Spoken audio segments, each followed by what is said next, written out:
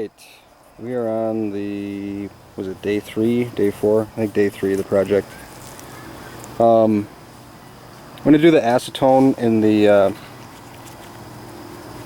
ammo can stripping of the wood. I just wanted to get some quick before pictures or video of, here's the buttstock. I actually decided not to fit this yet because it almost fits, and I'm thinking that maybe after we strip some stuff that maybe it'll fit a little better. Like I said, I want it nice and tight, so there's the before of that.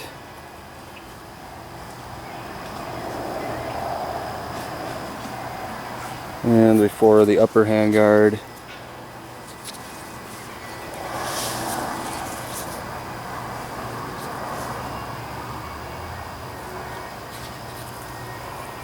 And the lower handguard.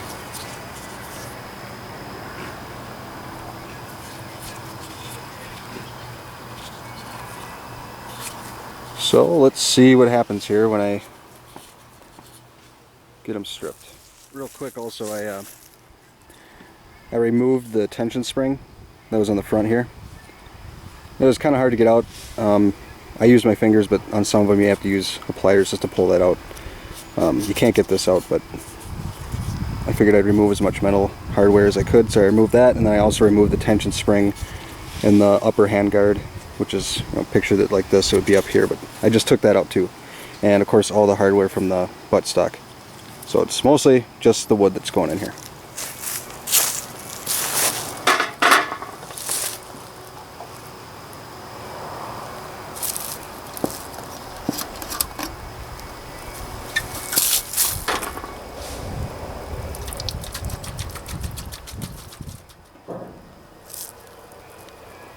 I'm just putting enough in there to make sure that the wood is covered.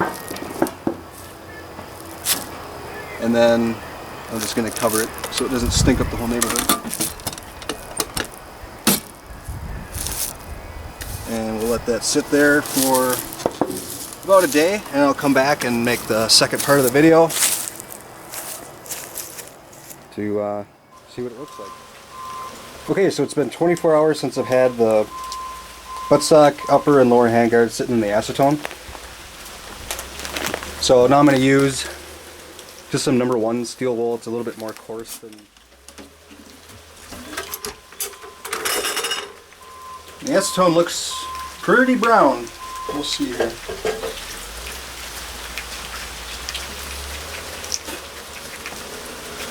I'm just getting the steel wool a little wet with the acetone.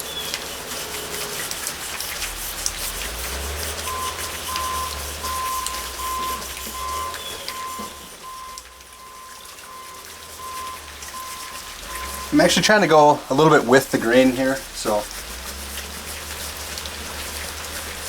the grain goes this way on the upper handguard here, so I'm just kind of doing it that way.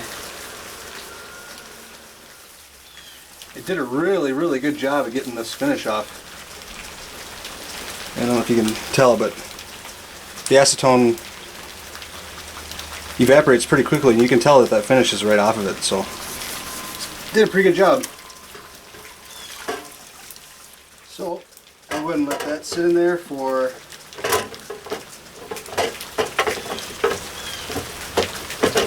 another 24 hours.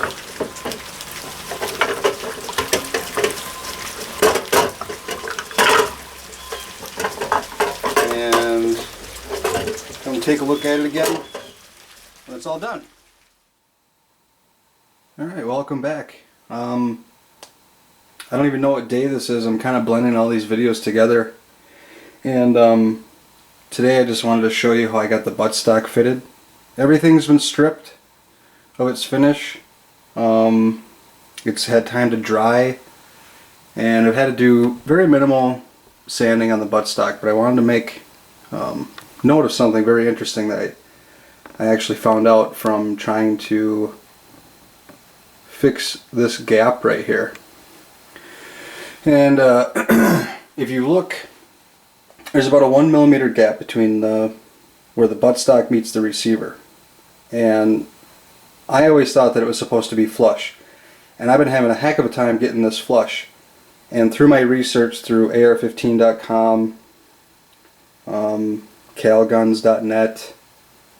Basically just Google search. I searched for buttstock gap on an AK, and 8 times out of 10 everyone says that there's supposed to be a gap, which I did not know. That was very interesting to me. Apparently there's supposed to be a gap because if it meets right up with the flush with the receiver, because of the recoil and everything else, you could possibly is the key word there, possibly crack your stock or damage it in some way. Which actually makes sense because the finish that I had on my Lancaster wood before Lancaster decided to, you know, take my wood back and never give it back to me, it was having that issue. It was flush with the receiver and the finish was just chipping off. So because this is a similar finish, I am making the decision to keep this small gap. Even though I'm hardcore OCD and I really want it to be flush, it looks better I think, but overall it's not going to affect the way the gun works, and it hopefully is going to make the finish stay there nicer a lot longer. So anyway, with that said, today I'm going to do the bleaching of the wood, just using regular Clorox and an old cooler with some water. And it should be about 75% water to 25% bleach. So I'll be back in 1 second after I get that in there. Okay, I am going to go ahead and add the bleach here.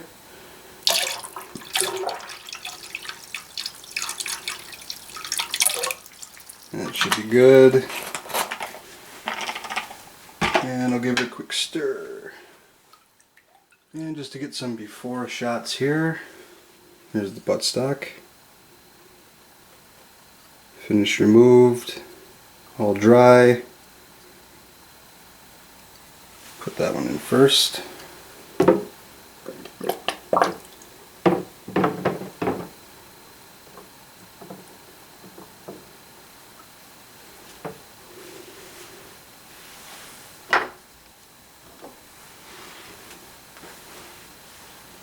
And here's the before of the lower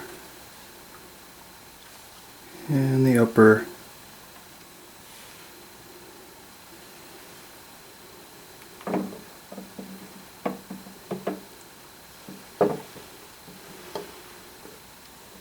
Of course, with bleach you want to be careful that you don't get it on any of your clothes, because it'll remove the color.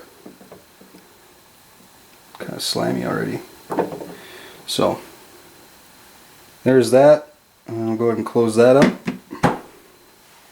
and let that sit overnight and come back and take a look at it again. So we had these soaking in the bleach and water mixture quite a while, and I'll go ahead and take these out and wipe them dry. My wife was nice enough to give me some old towels and stuff, so I'm just using an old towel.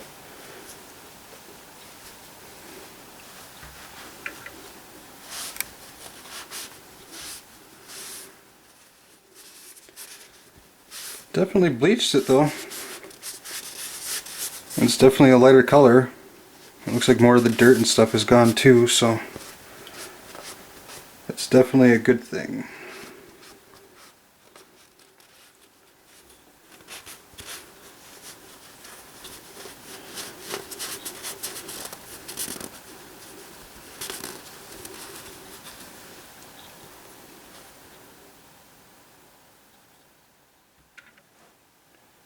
And there's an after the bleaching shot compared to the before.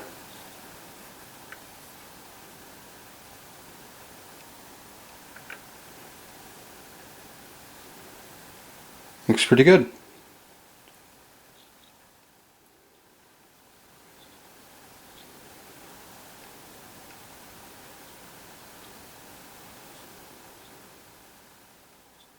This one actually looks a little darker, probably just because it's wet.